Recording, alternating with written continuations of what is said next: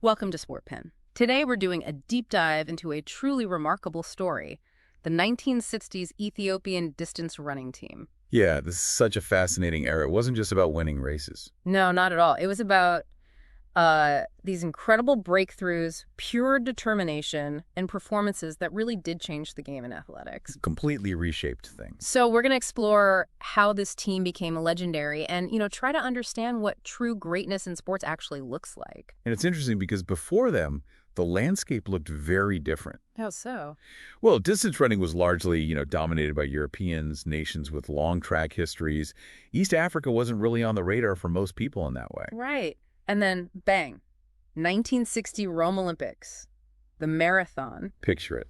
The starting line, all the established runners. Their fancy shoes, their routines, and then there's Abibi Bikila, Ethiopian, pretty much unknown, quite lean, and no shoes. No shoes. Can you imagine the reaction? I mean, there's that famous story, maybe a bit embellished over time, but about another competitor basically saying, oh, that guy, we can definitely beat him. Famous last words, eh? Because Bickley didn't just win. No, he smashed it. World record time, 2.15.1 barefoot. And it was the very first Olympic gold for any nation in sub-Saharan Africa.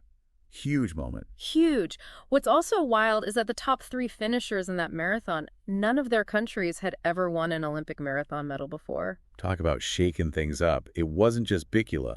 It was a sign of a shift. That surprise factor is just immense. It's one of those aha moments in sport, where someone just comes out of nowhere and blows all expectations away. Definitely. And the fact that it's still talked about as like one of the top 10 Olympic moments ever, that says it all. It put East Africa on the map instantly, especially because, as you said, he was an outsider. The world record holder was Soviet. The cross-country champ was Moroccan. He wasn't the favorite, not by a long shot. And while the barefoot thing is iconic, you mentioned he wasn't technically the very first. Right, yeah. Small historical note, Len Tao, a Swana runner, ran barefoot way back in the 1904 Olympics. Wow, okay. But Bikila's victory, happening when it did, with more global media, that's what made the impact so massive. It highlighted this, potential that hadn't really been seen on that stage before. So, okay, beyond the bare feet, what was underpinning this? What was going on with their preparation? It wasn't just about ditching shoes, presumably. Not at all. That's where it gets really interesting. The Ethiopian training approach back then seems, simple on the surface, but quite extreme. Extreme how? Complete polarization, like really hard days, and then incredibly easy recovery runs. How easy are we talking? Well, there are these almost legendary stories of their easy runs being so slow. Like, women gathering firewood could walk past them. Seriously, that's slow. Yeah, it suggests this real focus on absolute recovery between the hard sessions. Maybe quite different from what others were doing, focusing on more consistent, moderate effort. And there were key figures driving this, right? Like Wami Biratu? Oh, absolutely. Wami Biratu, hugely influential. He seems to have really established this early morning, quite austere, disciplined training style. And he was involved in picking the training spots, too. Yes, finding and using places like Yanmeda, Anto Mountain, the Katobi Forest. So it wasn't just about mileage. There was thought behind where they ran, why they ran there. That speaks to a deeper strategy, doesn't it? More than just run hard. For sure. And Biratu is clearly deeply respected. There's an incredible story about him and Bikila running a marathon in Osaka. This was leading up to the 64 games. Okay. Biratu was running barefoot on this really hot pavement. His feet just got terribly blistered. But instead of stopping, he told Bikila, go on, keep going. Wow. That's dedication. And tells you something about their mindset, maybe their pain tolerance. Exactly. And you hear stories like another runner apparently kissed Biratu's knees out of respect. He was seen as a real forefather. So the methods were distinct, the figures influential, and the locations mattered too. You mentioned Entoto Mountain. Yes, the Ethiopians seemed very intentional about where they trained. They'd actually travel to specific places for specific reasons: altitude, terrain, maybe training partners. Which is maybe a bit different from, say, the Kenyan approach sometimes, where they might just run out the door from wherever they are. It seems that way, at least in that era. That intentionality stands out. Endo Mountain is a prime example. Obviously, high altitude helps physiologically, right? More red blood cells and all that. Definitely. But Endo had more to it. Emperor Haile Selassie used to train there, which gave it significance. And it's got lots of Orthodox churches. Okay. So it had this kind of perceived power, almost a spiritual dimension, beyond just the altitude effects. Even foreign runners, like Ryan Hall later on, mentioned feeling something special running there because of the churches. Fascinating. So it's this mix of science, culture, history, all feeding into their preparation. Yeah, it really pushes back against that simple idea of just, oh, they have natural talent. And speaking of challenging myths, government support was also a factor, wasn't it? Enabling athletes to be full-time runners. A huge factor, often overlooked. Yes, many came from rural backgrounds, grew up doing physical work, which builds a foundation, no doubt. That wasn't the whole story. Not by itself.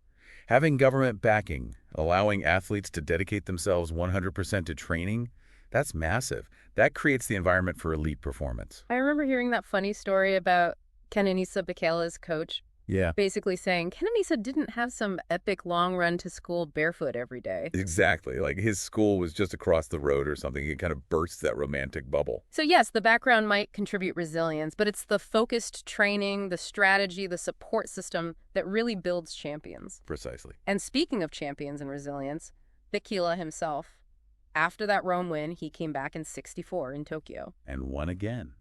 First person ever to defend the Olympic marathon title. Which is incredible enough, but didn't he have surgery just before? Yeah, an appendectomy, just weeks before the games. To come back from that and win gold again is just mind-blowing determination. Truly unbelievable. So the dominance continued. Then we get to 1968, Mexico City. Right.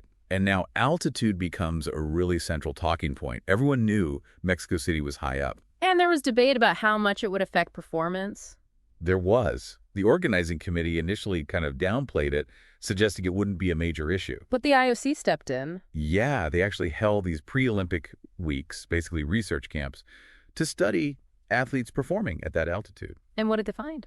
Well, what the athletes experienced and what the data showed was that altitude had a major impact, especially on endurance events, much more than maybe some expected. Reduced oxygen, harder work. Exactly.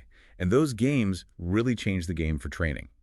Altitude training became a much bigger focus globally afterwards. Athletes started specifically seeking out high-altitude locations. So another way the 60s shifted things, not just who was winning, but how people prepared. Definitely a turning point in the science and strategy of endurance sport. But it's not just about the times and the physiology, is it? There are the human stories behind these legends. Memo Wold, another great Ethiopian runner from that era, his story is quite powerful, and I know you have a personal connection there. Yes, I actually ran alongside him for a stretch during an Olympic marathon. An incredible runner. Mm-hmm. But his later life took a very difficult, tragic turn. What happened? He ended up being imprisoned in Ethiopia for 9 years. Crucially, without any formal charges brought against him or a trial. 9 years without trial. That's awful. It was a terrible situation. And there was a real effort from the international sports world, the IOC, fellow athletes trying to advocate for him, trying to get him released. I remember hearing something about an Olympic flag. That's right. A flag signed by loads of Olympic champions was actually presented to him while he was in prison. A symbol of solidarity, you know. Such a powerful gesture. But Ultimately, tragically, he wasn't released in time for the Atlanta Olympics, which many had hoped for. And he passed away later. Yes, he did. And he was buried right next to a Bibi Pila, the man who had inspired him in the first place. Wow. It's a reminder, isn't it? These aren't just athletes. They're people with complex lives, struggles, triumphs that go way beyond the track. Absolutely. It adds such a human depth to the sporting history. And the legacy of that whole 1960s Ethiopian team, it obviously didn't end there. It echoes right through to today. Oh, completely. Yeah. Look at major marathons now, Boston, Chicago, London, Berlin. Since the late 80s, really, East African runners, primarily Kenyans and Ethiopians, have been dominant. Consistently at the top. You see athletes like Eliud Kipchoge pushing boundaries that seemed impossible not long ago, breaking 2 hours, even if not record eligible at that time, multiple major wins, the official world record. And while we talk about the physiological factors, altitude adaptation, running economy, body type, all that, Which definitely play a role, no question. that initial spark, the belief, you could argue it really started back there in the 60s with Bikila and his teammates showing what was possible. I think that's fair to say. It created this momentum, this national pride. Running became deeply embedded in Ethiopian identity. And we should also nod to the fact that for a long time, this was mainly a male story in terms of opportunity. Women were largely excluded from long-distance running initially. True.